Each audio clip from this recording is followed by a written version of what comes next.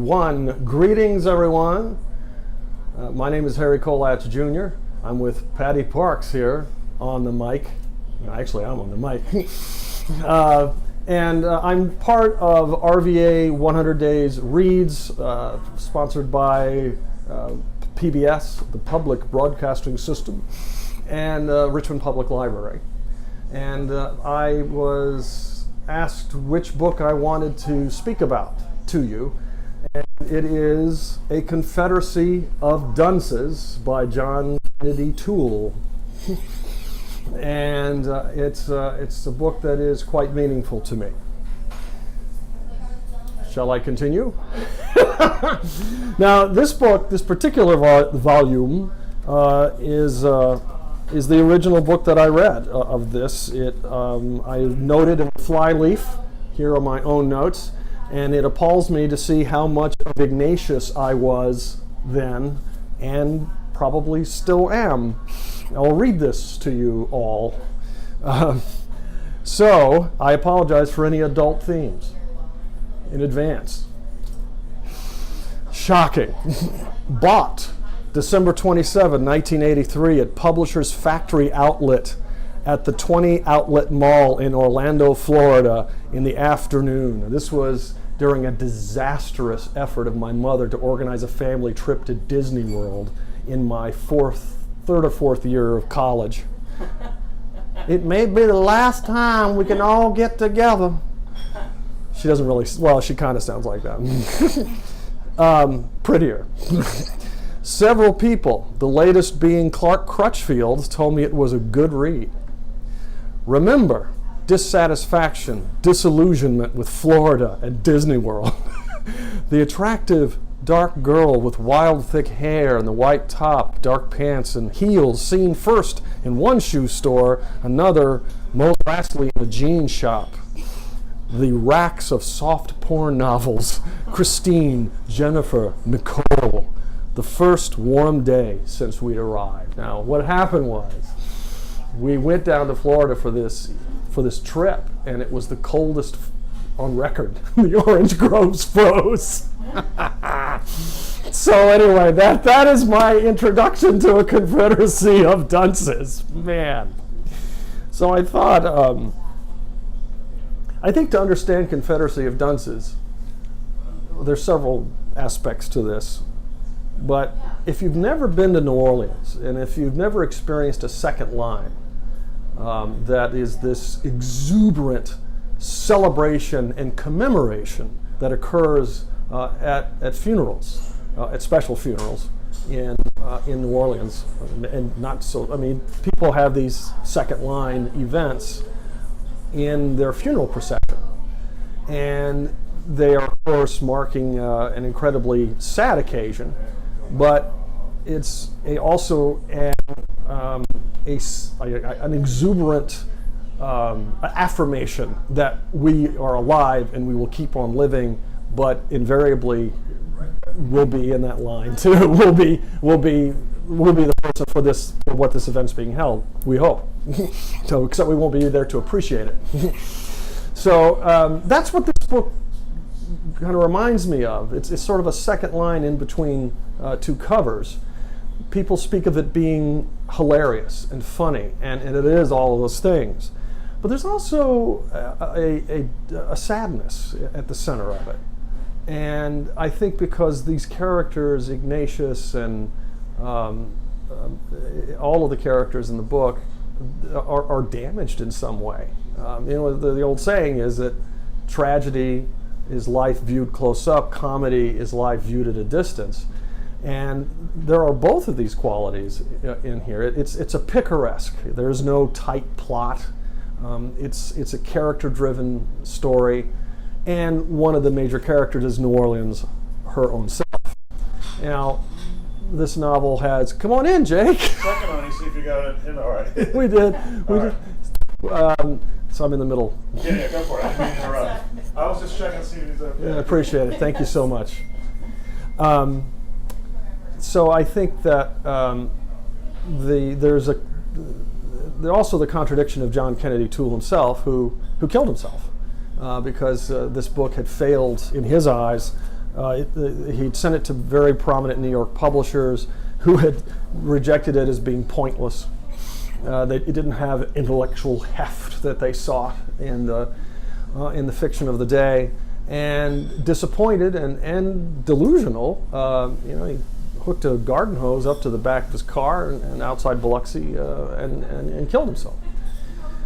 And at a remarkably young age, he was like 31 years old. And he's writing about the New Orleans of the mid-'60s, of his growing up. And so much of New Orleans has changed, but so much of it is right here in this book, the interior life of that city, the quality and the characteristics of its people. And so I thought I would read a little of it, if that's permissible. Please. And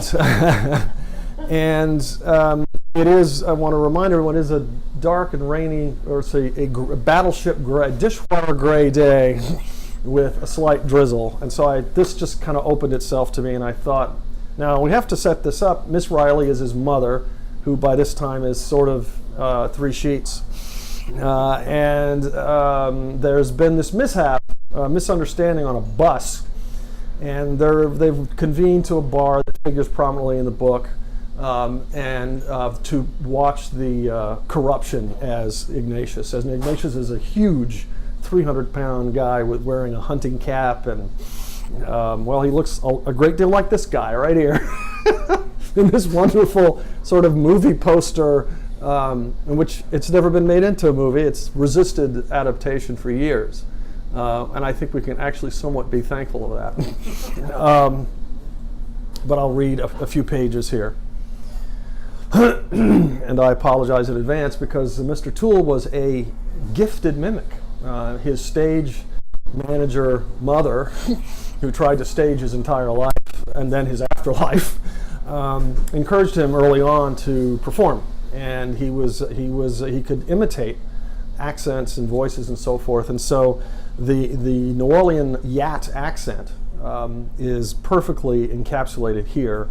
It's sort of it sounds like they're from Hoboken, but they're in Louisiana.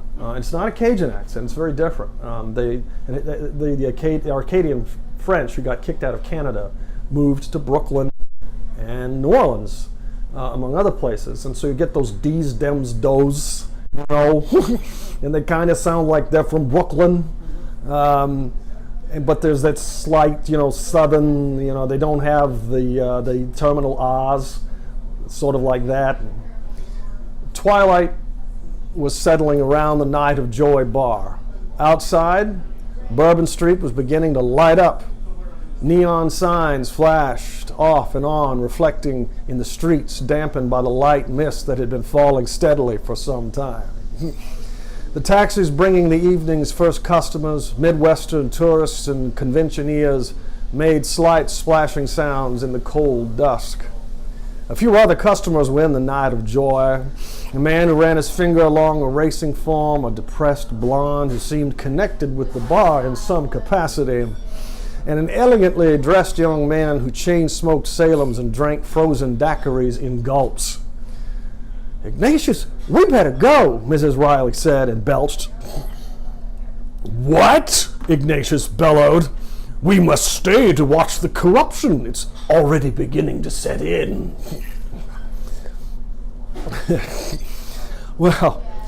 The elegant young man spilled his daiquiri on his bottle green velvet jacket. "Hey, bartender," Miss Riley called, "get a rag. One of the customers just spilled their drink." "That's quite all right, darling," the young man said angrily. He arched an eyebrow at Ignatius and his mother. "I think I'm in the wrong bar anyway." "Don't get upset, honey," Mrs. Riley counseled. "What's that you're drinking? It looks like pineapple snowball."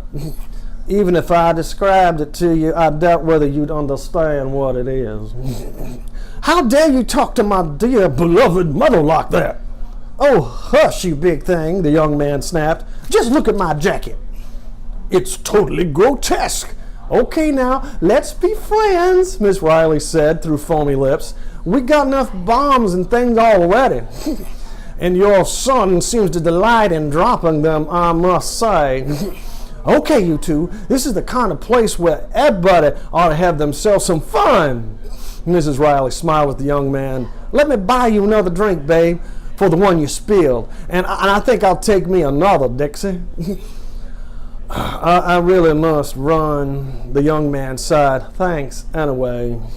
On a night like this? Mrs. Riley asked. Oh, don't pay no mind to what Ignatius says. Why don't you stay and see the show? The young man rolled his eyes heavenward. Yeah, the blind broke her silence. See some ass and tits.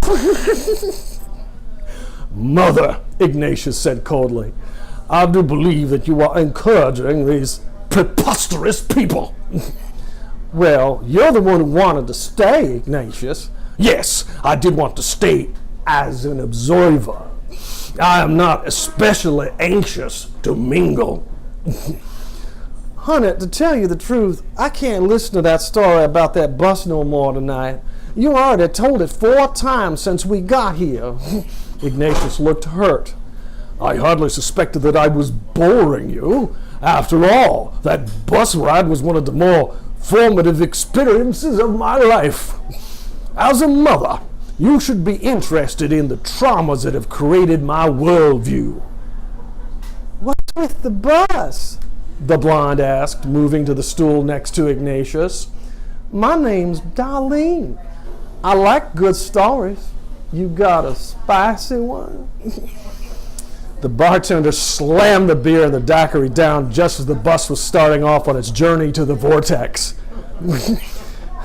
Here, have a clean glass, the bartender snarled at Mrs. Riley. Ain't that nice? Hey, Ignatius, I just got a clean glass. But her son was too preoccupied with his arrival in Baton Rouge to hear her. You know, sweetheart, Miss Riley said to the young man, me and my boy was in trouble today. The police tried to arrest him. Oh, my dear, policemen are always adamant, aren't they?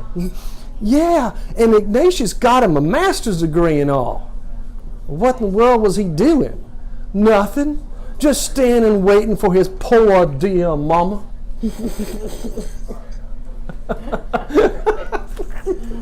Love that. So, that is a little sampling of the Confederacy of Dunces. And kind of gives you a glimpse into the world that this book concerns itself with. One of the characters that I most like, and I had a kind of a crush on, and still do, is Myrna. And Myrna is Ignatius went to college with her, and then she moved to New York. She's a beatnik now. And they have these incredible letters back and forth where they try to one-up each other in intellectual achievement and making fun. And they both have this love-hate relationship. You know, she thinks he's provincial and a latent homosexual and he won't admit it, and she wishes he would. And she's like, he's appalled by this, and so they go on and on. Finally, she's off stage most of the novel, and she shows up at the end as this Deus Ex Machina in a way that kind of to bring some kind of plot thread. And then the other character, and there's no hero in this novel per se, but Burma Jones, who's an African American, he's a working class African American who is employed in a brothel, basically, in this bar, the House of Joy, cleaning up. And he's always one step ahead of the law because it's New Orleans, it's the 1960s, and he's black.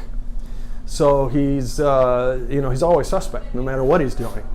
And so, without giving the plot away, because I urge you to read this book, he ends up playing a crucial role in trying to not only redeem himself, but but actually do some good in a way, and as much as anyone does. And there's a labor revolt in the book that Ignatius tries to lead at Levy Pants. It's a denim jeans or working overall manufacturer,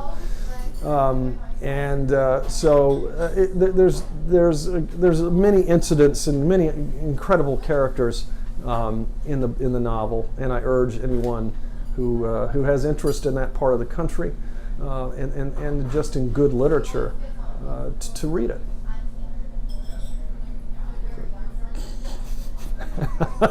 Is that, All right. is that enough? And you can find all these books at the library? Oh yes. Oh, well, we need to give. We need to. Yes, yes. You can find all of these books at your local library, the Richmond Public Library. And also, we want to extend our great appreciation to Lady Nolans for allowing us to occupy their rear area, to occupy their back room, and get a look at the ambiance. It was the closest to New Orleans as I could get right at the moment, and they actually turned down their music for us.